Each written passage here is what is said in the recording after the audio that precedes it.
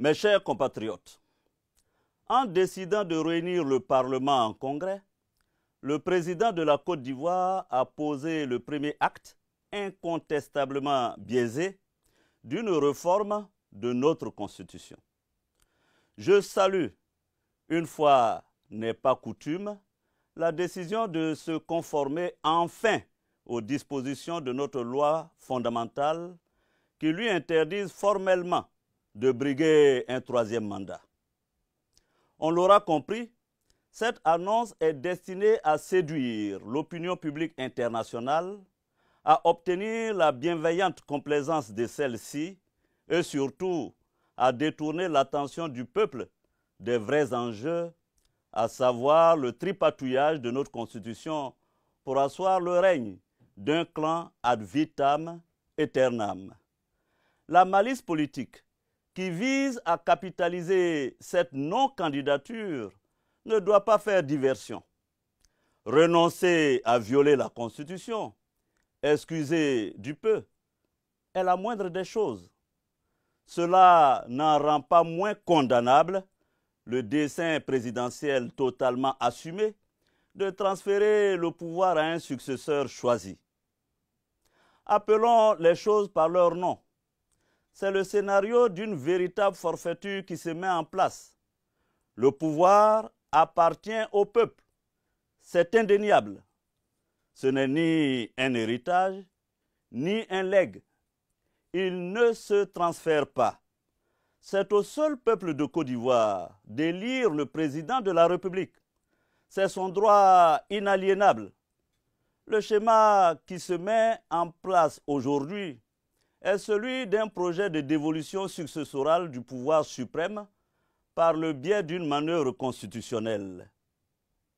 Ainsi, ce régime ne se contente pas de museler ses opposants, d'emprisonner des députés sans la levée de leur immunité parlementaire, ni de mettre la justice à sa botte.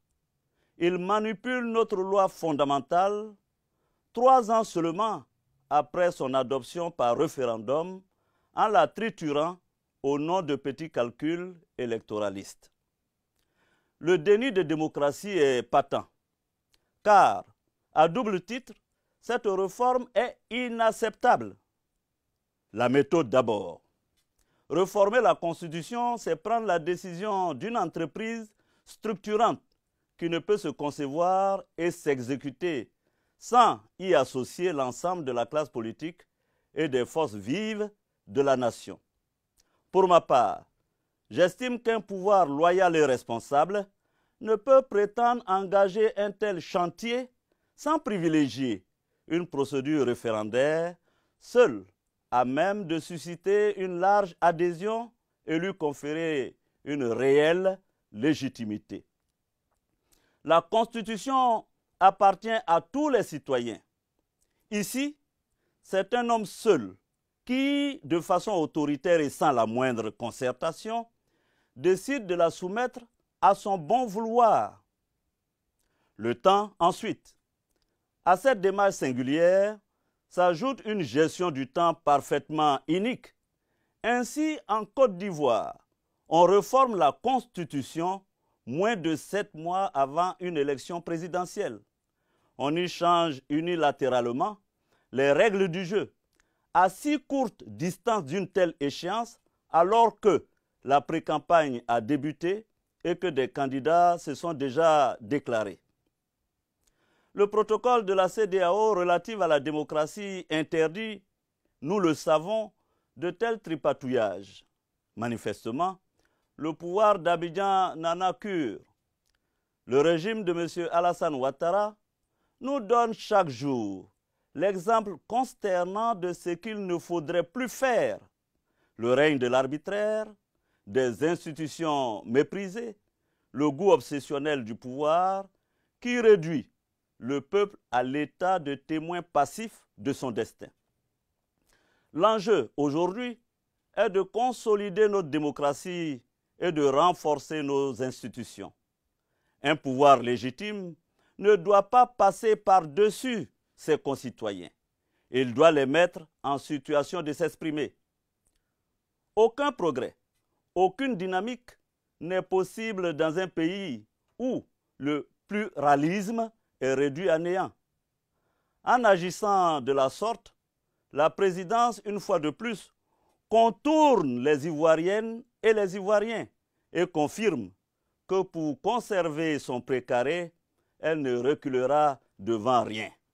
Ce faisant, elle prend le risque inconsidéré de diviser encore un peu plus notre société, d'alimenter un climat de tension comme celui que notre pays a malheureusement connu il y a 10 ans.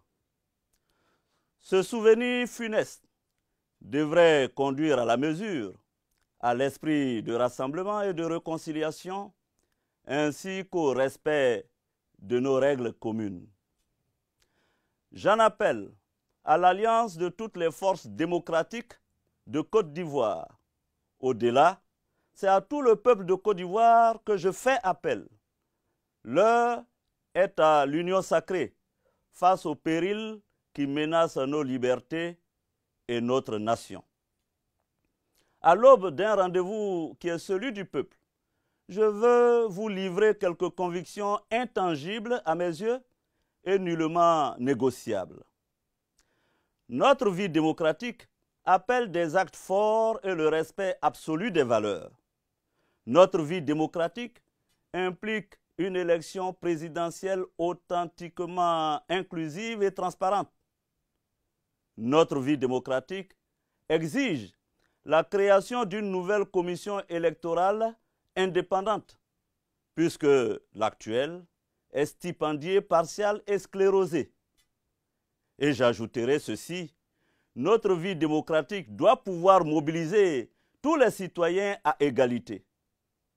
Si je me suis engagé à la gratuité de la carte d'identité pour tous, c'est parce qu'une nation doit traiter ses enfants sans discrimination ni exclusion, leur reconnaître les mêmes droits, leur permettre d'accéder aux mêmes références et aux mêmes symboles.